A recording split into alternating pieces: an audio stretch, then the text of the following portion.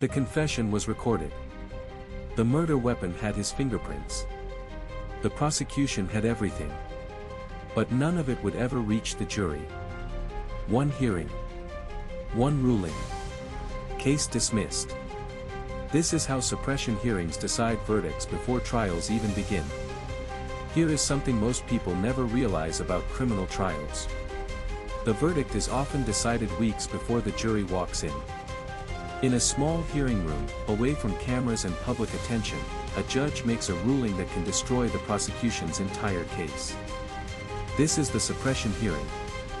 And it is where defense attorneys fight their most important battles. The prosecution might have DNA evidence, recorded confessions, and eyewitness testimony. But if any of that evidence was obtained illegally, it vanishes. The jury will never see it. They will never know it existed. And that single ruling can transform a slam-dunk conviction into a complete dismissal. But here is what makes this truly fascinating. The entire system rests on one constitutional principle. The Fourth Amendment protects every American from unreasonable searches and seizures. But here is where it gets complicated. What exactly counts as unreasonable? Police need probable cause for a warrant. They need specific exceptions to search without one. And every single step must follow precise legal procedures. One wrong move and everything they find becomes what lawyers call fruit of the poisonous tree. If this is already making you think differently about how trials work, drop a like. Because the defense attorney's job in a suppression hearing is to find that one mistake. That one moment where an officer stepped outside constitutional boundaries. And prosecutors know this. They fear suppression hearings because a single procedural error can unravel months of investigation. Now let me show you exactly how this plays out in real cases. Imagine police receive a tip about drug activity at a specific address. They arrive, knock on the door, and smell marijuana. Without a warrant, they kick in the door and find substantial evidence. Seems straightforward. But here is where the defense attacks. Was the tip reliable? Did the officer actually smell anything, or is that convenient testimony? Was the force used in entry proportional? Each question chips away at the prosecution's foundation. And think about this from the defendant's perspective. Your entire future depends on whether a judge believes an officer's nose. The suppression hearing becomes a trial before the trial. Witnesses testify. Evidence is examined. Legal arguments fill the room. And nobody outside that courtroom knows it is happening. The stakes in these hearings are almost impossible to overstate. Consider a murder case where the weapon was found in a car trunk.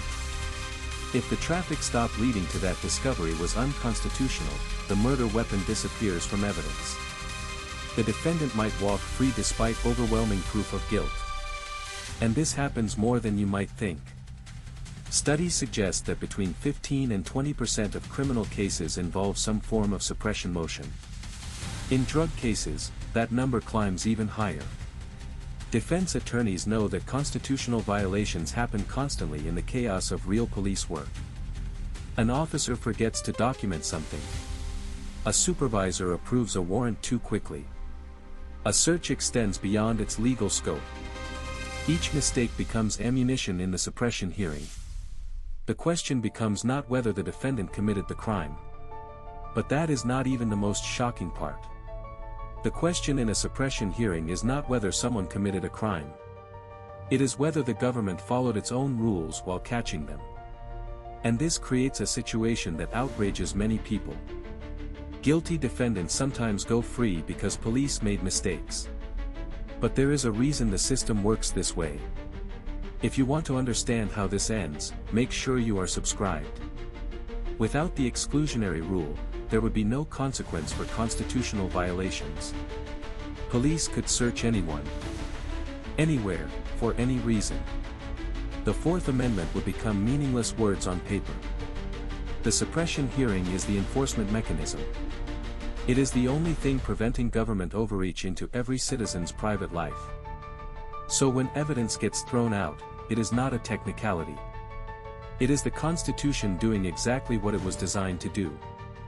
Now here is where these hearings become truly intense. Prosecutors and defense attorneys wage legal warfare over every detail. The officer who conducted the search takes the witness stand. The defense attorney begins cross-examination. Every word in every police report gets scrutinized. Every second of body camera footage is analyzed frame by frame. Did you see this coming when you started watching? Tell me in the comments. The prosecutor fights to preserve months of investigative work. The defense attorney fights to expose the constitutional violation that invalidates everything. And the judge sits in the middle, weighing fundamental rights against public safety. One hearing. One ruling. And suddenly a case that seemed unwinnable becomes winnable. Or a case that seemed lost becomes hopeless. This is why suppression hearings matter more than most trials. And this brings us to the moment everything changes. The judge issues the ruling. If the motion to suppress is granted, the excluded evidence can never be mentioned at trial. Jurors will never know it existed. They will deliberate based only on what remains. And sometimes nothing remains. Cases collapse entirely. Charges get dismissed. Defendants who everyone believed were guilty walk out of the courthouse. But if the motion is denied, the prosecution keeps their evidence. The trial proceeds as planned. And the defendant faces the full weight of everything investigators found. This single decision, made in a hearing most people never see, determines whether years are spent in prison or freedom. The suppression hearing is not a technicality. It is the invisible battlefield where justice is truly decided. So the next time you hear about evidence being thrown out on a technicality, remember what you learned here. That technicality is the Constitution. That ruling is the Fourth Amendment in action. And that suppression hearing is where the most important legal battles happen in complete silence. Defense attorneys spend their careers mastering these hearings because they know the truth. Win here, and you might never need a trial. Lose here, and the trial becomes a formality.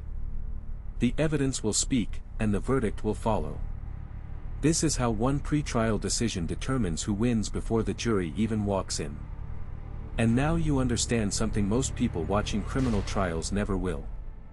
The real fight happened weeks ago, in a room nobody was watching. Now you understand how suppression hearings decide cases before juries ever assemble.